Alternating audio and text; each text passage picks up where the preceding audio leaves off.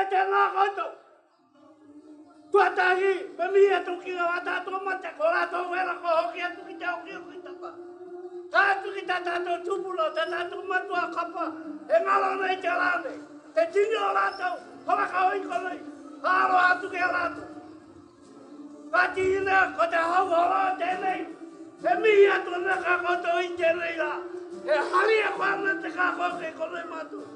Ki te awhina te kaupapa nore, horaka hoi kore no kwa atu te mi.